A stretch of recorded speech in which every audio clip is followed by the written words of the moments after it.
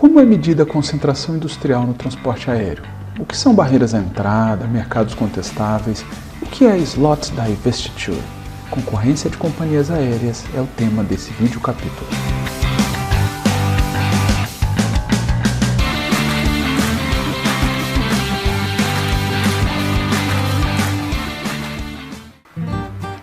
Concorrência entre companhias aéreas. Começando com indicadores de concentração industrial. Nós temos os chamados indicadores de concentração de mercado. A razão de concentração é basicamente o percentual de market share detido pelas N empresas. Aí vai depender de quanto você vai extrair. Se é o CR2, é o percentual de market share, é a soma do market share das duas maiores empresas. O CR3 é o market share das três maiores empresas. Então você tem que ordenar as empresas da maior para a menor e você vai calcular o CRN, que é a soma dos market shares das N maiores empresas.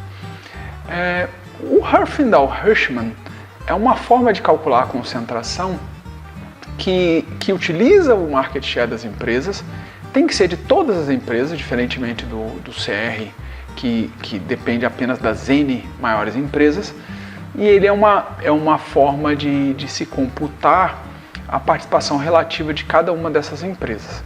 Basicamente, o HHI, que é o Herfindahl-Hirschman Index, é a somatória dos shares das empresas ao quadrado. Então ele diz mais ou menos a mesma coisa que a razão de concentração, mas ele é mais exaustivo por utilizar toda a informação da amostra de empresas e ele também é muito conhecido pelas autoridades antitruste, muito utilizados. Ele tem propriedades importantes que vão a partir dos seus limites teóricos, né? Quer dizer, só é possível uma empresa deter no máximo 100% do mercado, então nesse caso o HHI vai ser igual a 1. Se o market share for dividido por infinitas empresas, que seria um outro extremo, nós teríamos a concorrência atomista, que o economista chama de economista perfeita, seria o equivalente à concorrência perfeita, e aí o HHI seria zero. Né? Nenhuma empresa deteria uma fatia de mercado que seria expressiva. Né? Então você tem esses dois limites teóricos, o que torna o HHI bem interessante. Uma outra propriedade que o HHI possui é que o inverso dele, quer dizer, 1 sobre o HHI, pode ser interpretado como o número de concorrentes efetivos. Por exemplo, se eu tenho duas empresas que dividem irmãmente o mercado, 50% para cada, o HHI vai ser meio. Se eu tenho três empresas que dividem irmãmente o mercado, 1/3 para cada, o HHI vai ser 1 sobre 3,333. Então, ou seja, 1 sobre o HHI revela um número de concorrentes efetivos, ou seja, um número de concorrentes que teriam o mesmo market share. Ele é um número equivalente, né? Como se naquele mercado houvesse um número de concorrentes efetivos de 2, de 3. Né? Pode-se interpretar o HHI também como sendo a média ponderada dos market shares, cujos pesos são os próprios market shares. Nos Estados Unidos, a autoridade antitruste, a autoridade de justiça, é o DOJ, Department of Justice. Ele que cuida, por exemplo, da análise de antitruste, de defesa da concorrência, análise de fusões. E ele editou o Horizontal Merger Guidelines, o Guia de Fusões Horizontais de 2010, e ele elenca nominalmente o HHI como sendo um dos indicadores que são utilizados nas análises. Né? O Department of Justice utiliza o HHI multiplicado por 10.000 tipicamente. Então, 0 continua sendo a concorrência atomista e 10.000 agora vai ser o monopólio. Os valores que eles utilizam têm umas referências até 1.500, de 1.500 a 2.500 e mais de 2.500. Os mercados não concentrados, os unconcentrated markets, são aqueles que têm o HHI até 1.500. Se o HHI for de 1.500 a 2.500 em determinado mercado, denomina-se pela análise do DOJ de mercados com concentração moderada. E a partir de 2.500 a gente chama isso de mercados altamente concentrados. O DOJ também faz uma análise das mudanças na concentração, por fatores normais de mercado ou por algum ato de concentração, alguma atitude, alguma prática de mercado que aumente a concentração. Então ela diz que há uma pequena mudança na concentração, uma mudança pequena nesse indicador, se for menos de 100 pontos do HHI. Menos que isso, não há um interesse de análise de defesa da concorrência, mas que isso começa a preocupar, ainda mais se forem mercados altamente concentrados. Bom, os indicadores de concentração são largamente utilizados, inclusive no transporte aéreo, calcula-se HHI da indústria como um todo, HHI nas rotas, nos pares de cidades, nos pares de aeroportos. Então é uma métrica muito utilizada tanto em estudos quanto em análises práticas da concorrência no setor. Outros frameworks de análise de concorrência podem ser considerados também.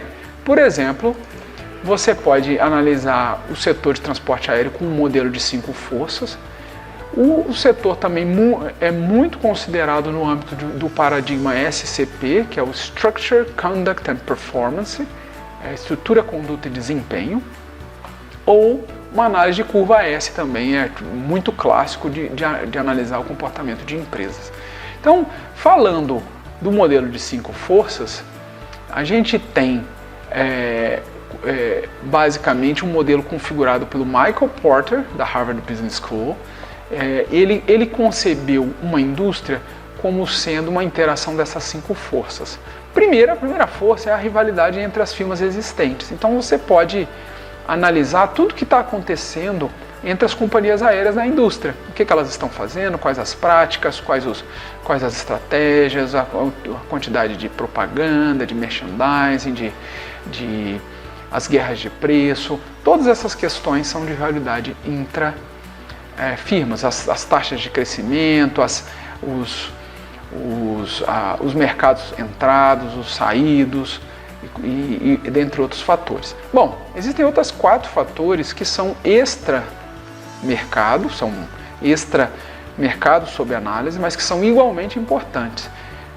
A jusante, a gente tem os compradores, né?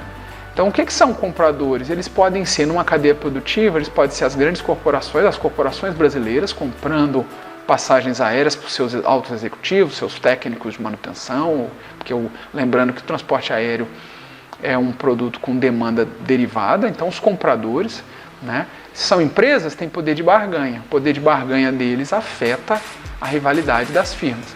Se são famílias, existe um poder de barganha chamado elasticidade de preço da demanda, né? Então, quanto maior a elasticidade de preço da demanda, mais sensível é o consumidor e isso vai condicionar a rivalidade entre as firmas existentes. Bom, a montante nessa cadeia produtiva, a gente tem os fornecedores e daí nós estamos falando de todos os insumos que afetam o transporte aéreo.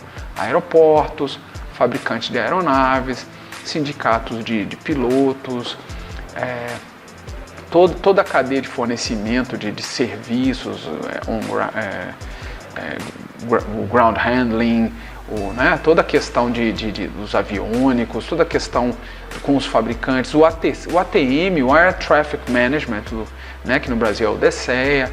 Então, a gente tem um conjunto de fornecedores que vão ter suas exigências, suas necessidades e vice-versa, as companhias aéreas têm suas exigências e necessidades. Um outro fornecedor importante é o fornecedor de combustível de aviação, né?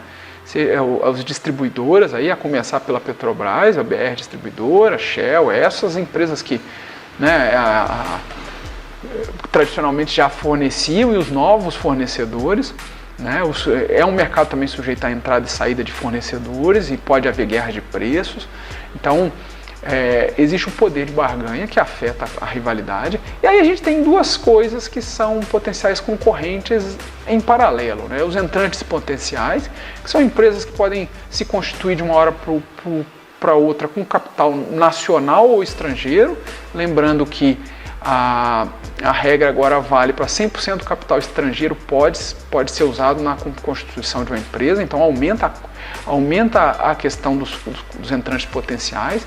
Se você está analisando rota, pode ser que a qualquer momento uma empresa que está num aeroporto resolva entrar numa determinada rota daquele aeroporto. Então, a cada momento nós temos potenciais novos entrantes, né? E esses novos entrantes podem vir também de novas constituídas novas empresas, sejam por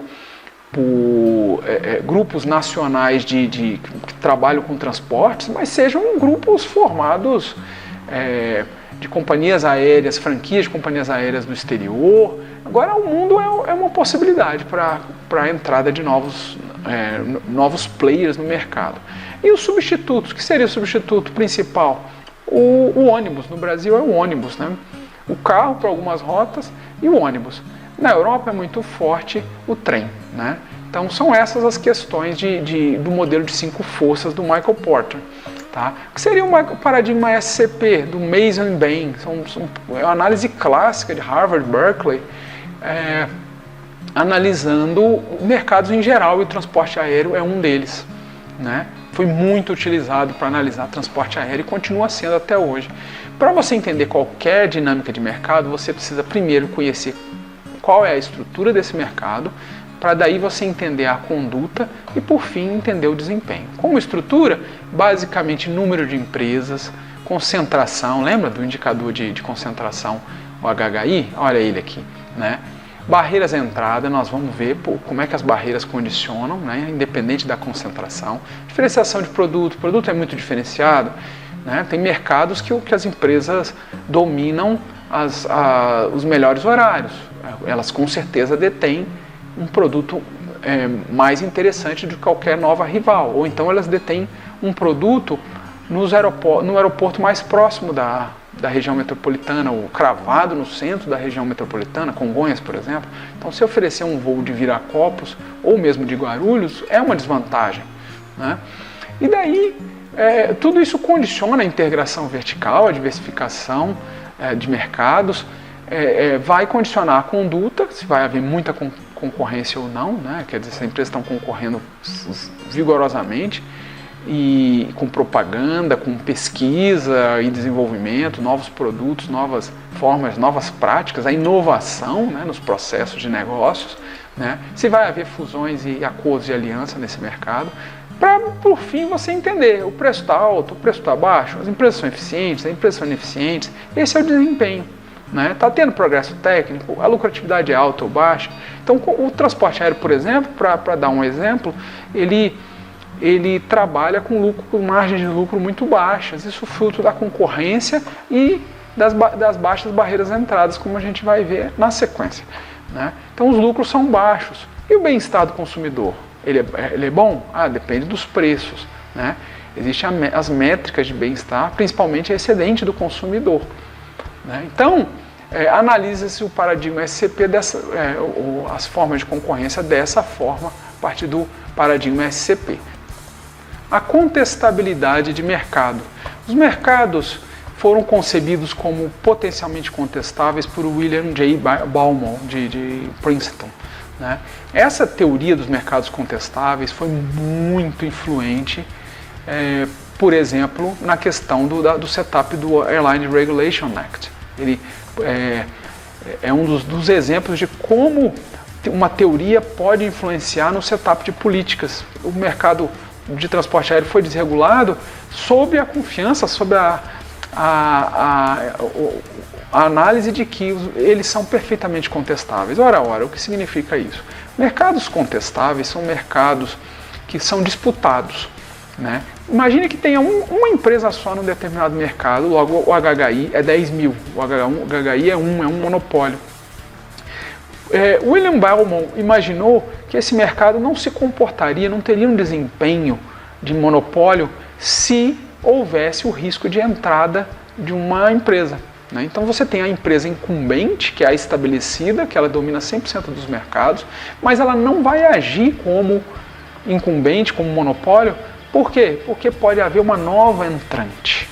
Essa entrante pode estar em outros mercados geográficos e de repente resolver aparecer, entrar no seu mercado, né? O caso do transporte aéreo é muito típico, é muito fácil você arrendar uma nova aeronave e você está num determinado aeroporto, você pode entrar na rota de alguém que você não entrou ainda, você contesta os mercados dessa outra empresa, né? Então eu não posso agir como monopolista, porque daqui a pouco vai entrar um novo concorrente e pode roubar meu market share, né? Isso é chamado hit and run competition.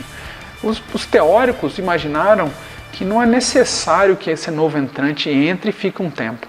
Basta que ele entre, roube um pouco de mercado por um tempo e saia, para o mercado ser perfeitamente contestável. É a hit and run competition, bata e caia fora. Esse tipo de argumentação, ainda mais sabendo que o transporte aéreo era fácil de constituir empresas, né? Logo após o ADA, isso foi uma grande evidência da hit and run competition, muitas empresas entraram, imaginou-se que o transporte aéreo fosse perfeitamente contestável. Mas logo imaginou-se que também barreiras à entrada poderiam ser erigidas, porque os incumbentes eles não vão ficar ali parados esperando que a concorrência roube o seu market share. Eles vão investir em diferenciação de produto, ou seja, no caso do transporte aéreo, vão ocupar os melhores horários, os melhores aeroportos, impedindo que a concorrência entre nesses aeroportos, entre nesses horários. Eles vão investir em vantagens absolutas de custos, né? Seja com inovação, de processo de negócios, seja com economias de escala, né? Como a gente vai ver, economias de escala, escopo, densidade. Quer dizer, o tamanho da empresa, ela pode investir em tamanhos nos melhores mercados e daí obter vantagens de custos com relação às novas entrantes e em mercados que necessitam de investimentos iniciais elevados, sobretudo se você precisa entrar num aeroporto, você precisa arrendar alguma área, você precisa investir com sunk costs, custos enterrados, investir, por exemplo, em propaganda por um bom tempo e aquilo ali não vai gerar demanda até que o passageiro comece a reconhecer o seu produto, então aquilo é quase um fundo perdido, né? O sunk cost, você investe e demora para ter um resultado, então tudo isso gera barreira de entrada. Já havia essa análise de barreira de entrada desde do Barriers to New Competition, o livro do John Wayne, e que o próprio Bauman, mais adiante, chegou à conclusão que o transporte aéreo, na hora, não é tão contestável assim. Existem barreiras, sobretudo barreiras que são regulatórias, né? As empresas elas dominam certos aeroportos e o próprio regulador não vai deixar que outras empresas, por questões de safety, entrem, né? Então, tem uma questão de barreiras regulatórias, toda a questão dos programas de milhagem, que também são dependentes da escala e se as pessoas se fidelizam muito com companhias aéreas. Tudo isso afeta a contestabilidade dos mercados e daí o transporte aéreo não é tão contestável assim, não é tão perfeitamente contestável assim. Falando de contestabilidade, vamos falar também de modelos de negócio. Isso aí é um tema fundamental para entender a rivalidade das companhias aéreas. A gente está estudando aqui a conduta das empresas, como é que elas investem no seu próprio modelo de negócio, como é que elas se posicionam. Existem 3 letrinhas aqui, 3 siglas de 3 letras que podem qualificar essas empresas, a FSC, a LCC e a REG. A FSC são as Full Service Carriers, empresas mainline, as empresas de rede, pode ser chamada de Hub and Spoke também, empresas hub, empresas globais, que participam de alianças globais, as tradicionais, American Airlines, Air France, a Delta, British Airways, no Brasil a Latam, são empresas reconhecidas no mundo, reconhecidas e conhecidas pelo mundo afora, pelo seu padrão e que há algum tempo atrás ofereciam um serviço completo, por isso que são chamadas de full service, né? Tinha todo serviço a bordo, serviço de bordo mesmo no segmento doméstico, sempre um serviço completo, né? Programas de milhagem com muitas facilidades. As empresas low cost, principalmente iniciadas com a Southwest Airlines, depois a Ryanair na Europa e tem inúmeras low cost pelo mundo afora, elas são outro tipo de negócio, rede ponto a ponto. Vamos ver algumas dessas características que contrastam, né? E aí a gente tem também, com menor escala, claro, as empresas regionais. Nos Estados Unidos, por exemplo, a SkyWest. No Brasil a gente tinha a Trip. Vira e mexe temos pequenas empresas, são sempre pequenas empresas que operam em nichos de mercado, de vez em quando estão em alguns aeroportos lotados, por exemplo, Passaredo, já tivemos a Pantanal, já tivemos empresas que eram de grupos, como a Nordeste, a Rio Sul.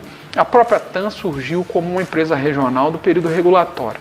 Essas são formas de se alinhavar ou de fazer o setup de um modelo de negócio de empresas aéreas. Bom, a gente viu que a estrutura de rede conta. Uma estrutura de rede que é adotada pelas low costs é a estrutura de rede ponto a ponto. Quando a malha está todos os pontos da malha são interconectados por ligações diretas. Você não faz tráfego indireto de uma ligação para outra. Então, se eu quero ligar C com E, eu não vou fazer nenhum passageiro passar por nenhum aeroporto intermediário. No máximo que eu vou ter uma ou outra escala, mas para ser perfeitamente fully connected, ou ponto a ponto, em geral tem um voo direto, de C para E, de B para D, de C para A, são sempre voos a malha toda interconectada. O esforço de conectividade é muito grande, você precisa ter voos ligando diretamente todas as localidades. Bom, antes do Deregulation Act, do Airline Deregulation Act, a malha era basicamente ponto a ponto. Depois do Airline Deregulation Act, as empresas naturalmente se concentraram em hubs, né? Essa foi uma forma como elas fizeram para sobreviver e para se fortalecer no âmbito do livre mercado, né? Não foi ninguém que mandou elas fazerem isso, elas foram naturalmente. Nos Estados Unidos criaram seus hubs, certo? Aí nós tivemos, por exemplo, o hub da American Airlines em Fort Worth, é um deles, né? O maior hub da América, o maior hub do mundo da Delta Airlines. Então isso é um fenômeno do mercado livre e das empresas full service. Quais são os prós e cons dos hubs?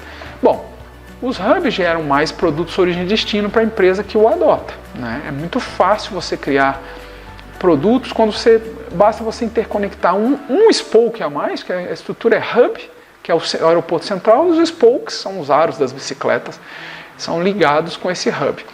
Então existe uma dança das cadeiras no hub. Todo mundo pega um voo para o hub em determinados horários, com os waves, né? As flight waves, os flight banks, também chamado flight banks, onde tem ondas de vários voos, que todo mundo desembarca e pega outro voo, né? Então há uma troca das cadeiras, e daí os voos vão para os respectivos spokes. Quando você cria um voo a mais, você integra aquele destino à malha, gerando N-1 possibilidades de conexão, né? Se é uma malha agora com N pontos.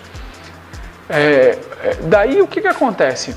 Mais produtos gera mais produtividade, mais eficiência. Empresas hubs buscam eficiência e não foi à toa que elas buscaram essa eficiência com a formação dos hubs. Para a localidade, o que é gerado são economias de aglomeração. Você imagina que a localidade vai se desenvolver com a formação do hub, vai ficar melhor, mais pujante. Por isso que prefeitos, governadores estão sempre atrás de empresas aéreas para criar um hub, mesmo que seja um hub numa localidade que não tem muito tráfego natural, que é o chamado tráfego local, né? Então isso seria um hub artificial. Bom, tem que tomar cuidado com a estratégia de hub, porque o hub também é conhecido como Fortress Hub, é o hub fortaleza. As empresas, elas dominam o hub, essas grandes empresas full service, network ou mainline, e daí elas dominam a administração do aeroporto, mesmo sendo uma administração pública, né? É muito fácil para a empresa grande dominar todas as decisões do aeroporto, inclusive impedir que a concorrência entre. Os preços nos Estados Unidos são maiores nos hubs. Existem vários estudos que mostram que os hubs têm o hub premium, né? O prêmio dos preços simplesmente por ser um hub, né? Então, os hubs geram esse tipo de poder de mercado. Bom, existe um modelo low cost que foi criado pela Southwest Airlines. Essa empresa é uma empresa que revolucionou o mercado, né? Você vê pela propaganda dela ao longo dos anos, né? Love Affair, Love Love é o aeroporto de Dallas, é o Dallas Central, não é o Fort Worth, onde ela se estabeleceu inicialmente, de onde ela criou sua fama, né? Ela está fazendo propaganda de fare, de preços, tarifas. Dizia-se que a malha da Southwest ponto a ponto tentava capturar justamente as highways, os caras andando de ônibus ou de carro principalmente, né?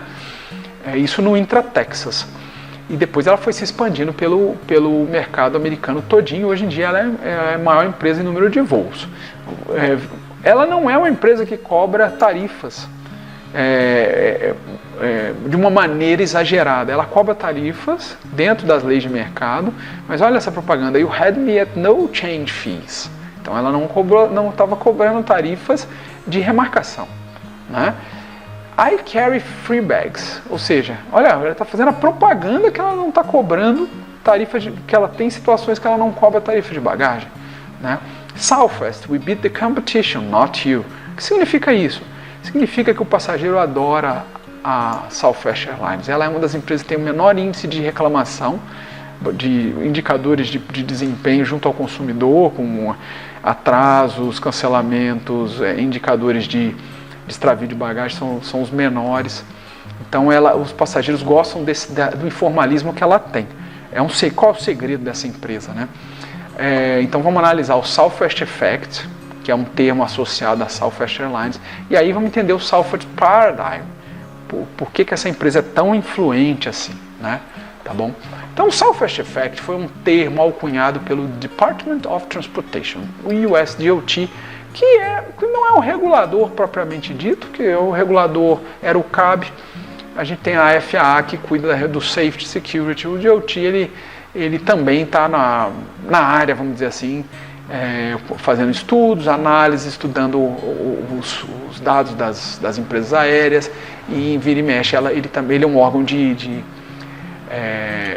administração direta, então ele também pode subsidiar o governo americano sobre essas questões. O Southwest Effect foi o Department of Transportation que alcunhou, dizendo assim, toda hora que a Southwest entra numa rota, os preços caem exorbitantemente e o tráfego é catapultado por 2, 3, 4, 5, né? Então, nesse caso aqui, subiu 500%, subiu 400%. Né? Ele entrou em Chicago ICT, entrou em Chicago Memphis, entrou em Las Vegas FNT, em Houston, os mercados, todos os mercados. Isso aí não é da época que ela começou, não, recente, 2012, por exemplo. Ela entrava, os preços caíam 40%, 30%, e o tráfego era catapultado. O DOT olhava para isso e falou assim, poxa, olha um efeito dessa empresa, o efeito Southwest. O mercado está crescendo puramente por efeito Southwest. Essa que era a ideia, né? Southwest Paradigm é a forma como os teóricos, os analistas de mercado começaram a justificar por que essa empresa tinha um CASM, na verdade, um custo unitário tão menor que as outras empresas. Então o CASM da Southwest era de 7 centavos, aproximadamente 8 centavos, quando da American era aproximadamente 9,5, da Continental 10, todo mundo acima dos 10, fora essas duas empresas. Daí, qual é o segredo disso? A empresa é low cost mesmo, né? Qual é o segredo dessa empresa? Bom, a gente tem uma análise feita pelo Michael Porter sobre o paradigma Southwest. E aí ele fez um sistema de atividades para entender o paradigma Southwest. Isso aqui, assim, essas bolas interconectadas é o que ele chama de sistema de atividades. Tá? Mas basicamente o que ele está querendo entender é o paradigma Southwest Paradigm. Então os círculos mais escuros estão mostrando os principais atributos da empresa. Um serviço limitado ao passageiro, quer dizer, ela cortou o serviço de bordo, tá vendo? No meals, no baggage transfer, não faz transferência de bagagem, no seat assignment, ou seja, você não marca assentos, tá? Uso limitado de agentes de viagem, né? Ela que começou a questão de usar o site próprio, né? E por conta disso, ela tem uma operação bem eficiente. Por exemplo, short haul, point-to-point routes. Então, rotas que saem de aeroportos secundários, ponto a ponto, com etapa curta. Né? Southwest, de Low Fare Airline, só consegue por causa disso. E para manter isso, ela precisa de uma standardized fleet. Né? Ela precisa de 15 minutos de turn time. Né? Tá vendo? Frota comum, a comunalidade de frota, fechando com a 737 da Boeing, mantendo o gate, turnaround de gate muito forte, muito curto, não perdendo tempo, porque a aeronave no chão dá prejuízo. E aí, com a malha ponto a ponto, ela chega no very low ticket prices, tá? Que está casado com o Limited Passenger Service. Né? Isso permite que ela atraia muitos passageiros e vai ter uma high aircraft utilization, então vai ter voos cheios, né? O load factor dela é bem maior e vai ser muito produtiva. Lean, highly productive ground and gate crews. Então, a tripulação deles o pessoal em terra e em voo são muito produtivos. Tá? Então, para os Estados Unidos é muito importante isso, os contratos com o sindicato bem flexíveis, né? E acabam fazendo high compensation dos employees. Né? Então, os funcionários também são felizes com a empresa. Né? O que acontece? Ela acaba sendo a empresa que tem o maior frequent and reliable departures, ou seja, ela não atrasa muito. E daí, meio que compensa o Limited Passenger Service, as pessoas gostam muito disso. Agora, lembra muito disso, turnaround time, que é o tempo de você desembarcar passageiros e ficar pronto para o próximo voo, é muito curto. Tá? Então, esse é um dos... Esse e o Standardized Fleet of 737 são os fatores que hoje ainda saltam muito aos olhos. Por exemplo, no Meals. Todo mundo começou a cortar os voos. Ninguém oferece, em mercados domésticos, ninguém oferece refeições a bordo com muita fartura. Né, ou praticamente nada, né? No Brasil, por exemplo, se pensar, né? Então isso não qualifica uma empresa lá Southwest, mas isso aqui qualifica muito, a gente vai ver. Por exemplo, a Gol tem uma frota muito standardizada, muito comum, né? Então isso acaba sendo mais um diferencial, né? Ultimamente, a gente tem empresas que estão sendo, vamos dizer assim, o passo além do modelo low cost, que é o ultra low cost. Tá? Então a gente tem a Ryanair, que virou uma ultra low cost, a Spirit Airlines dos Estados Unidos, a Frontier Airlines. A Spirit é o suprassumo disso, que é a empresa que oferece preços bem baixos, turnaround time altíssimo, ela atrasa muito. Né? Ela acaba tendo problemas com reclamações, ou seja, ela acaba sendo aquele low cost que o brasileiro está acostumado. Né?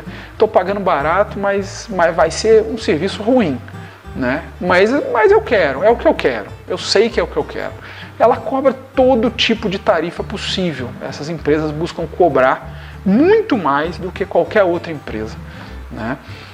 São pioneiras em cobrança de bagagem de mão, por exemplo, tarifa de bagagem de mão. Né? Então a ultra low cost é o que a gente realmente sabe que é uma low cost. Né? E no Brasil, Gol, Azul.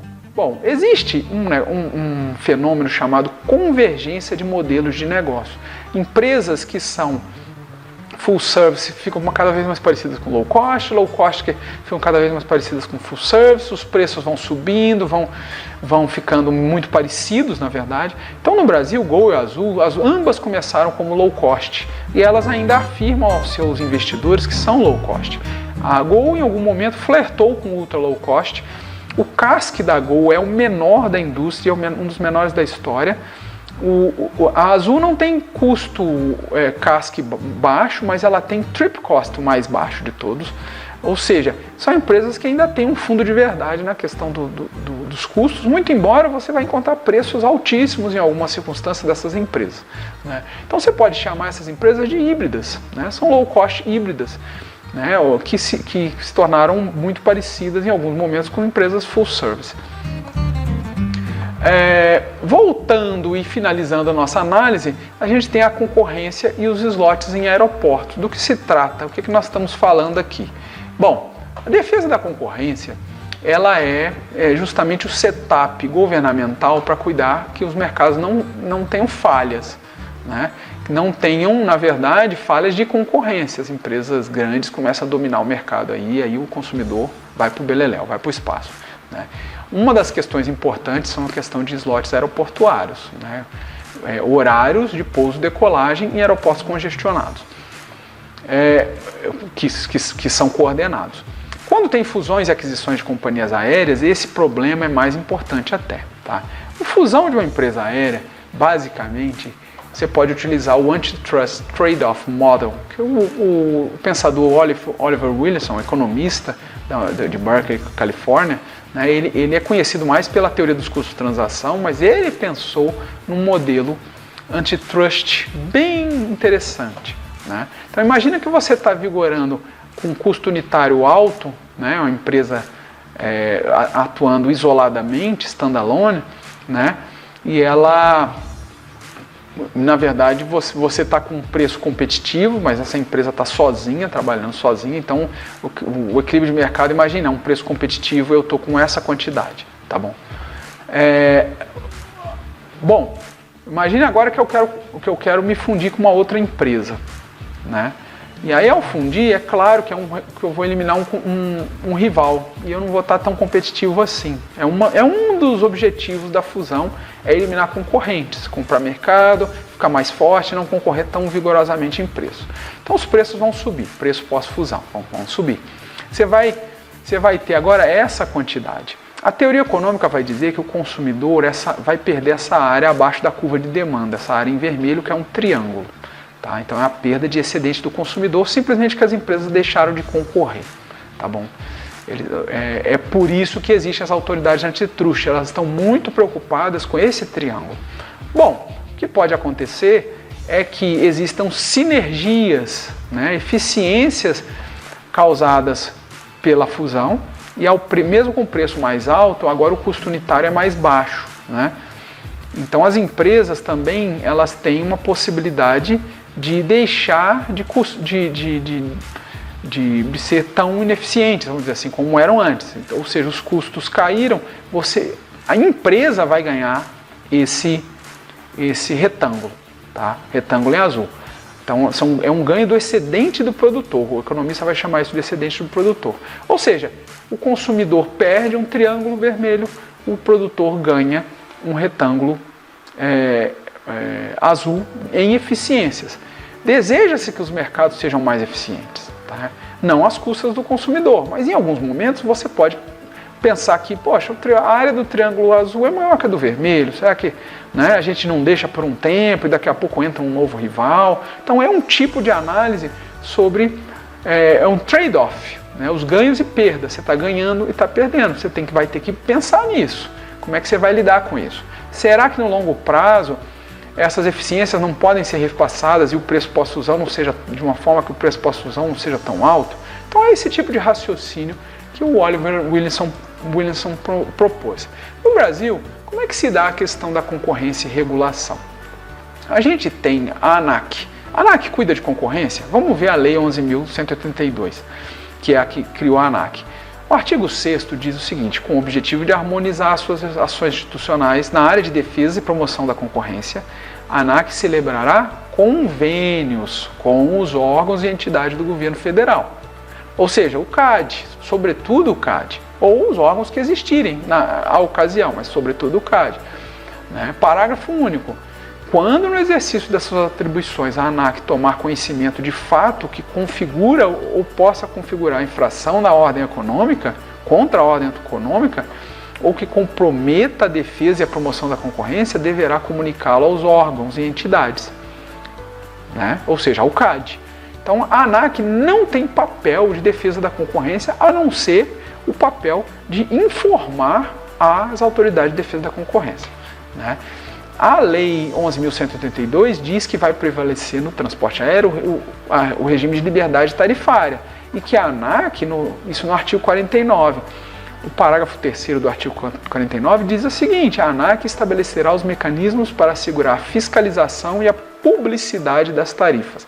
Ou seja, a ANAC ela não fica regulando preços, ela também não pode punir a empresa se ela tiver preços altos, mas ela tem que garantir a publicidade das tarifas e informar isso aos órgãos de defesa da concorrência.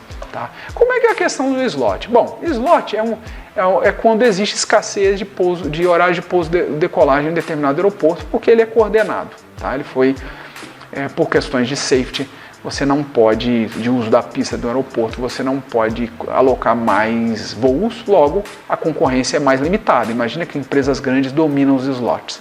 Então temos um problema concorrencial, sabemos que a ANAC não pode cuidar disso. E digamos que os preços no aeroporto lotado começam a ficar altos. A ANAC deve informar ao órgão de defesa da concorrência, né, para que ele tome as medidas cabíveis. Recentemente, no caso da quebra da Avianca que tinha slots, o CAD recomendou à ANAC que privilegie novo entrante no slot da Avianca. Quer dizer, a ANAC não cuida de defesa da concorrência, ela cuida de slots. Então o CAD está recomendando a ANAC. Ele não pode, pelo setup brasileiro, fazer mais do que essa recomendação, infelizmente. Né? Nos Estados Unidos é diferente. O Department of Justice ele vai direto na empresa, porque a empresa é detentora do slot, é um ativo dela, explícito, está no balanço. Então o Department of Justice vai chegar nas duas empresas que estão se fundindo, por exemplo, nesse caso uma fusão da US Airways com a American Airlines, e falou assim, olha, eu requisito que vocês façam o divestiture dos seus slots, ou seja, vocês vão vender esses slots para a concorrência. E tem que ser concorrentes mesmo, concorrentes pequenos. Tá? E ele já faz isso logo em 7 aeroportos chaves para aumentar a concorrência. Então essa é a diferença. No Brasil, recomenda-se ao regulador, as empresas não detêm slots. Nos Estados Unidos, o Department of Justice vai direto nas empresas e fala, só vou autorizar a sua fusão se você vender slots. Faz um leilão, e elas fazem mesmo o leilão de slots. Bom, defesa da concorrência é uma das partes da concorrência entre companhias aéreas. A gente viu que existem os indicadores de concentração industrial e todos os frameworks de análise de análise da concorrência, desde a análise da barreira de entrada, contestabilidade, os modelos, né, o paradigma SCP, o modelo de Porter. Né? Vimos como é que as empresas organizam os seus modelos e como é que a concorrência é ditada para a existência desses modelos. Por exemplo, o ultra low cost é aquele que traz mais concorrência ao mercado. Né? E vimos como é que questões aeroportuárias ou a falta de infraestrutura podem afetar a concorrência entre companhias aéreas.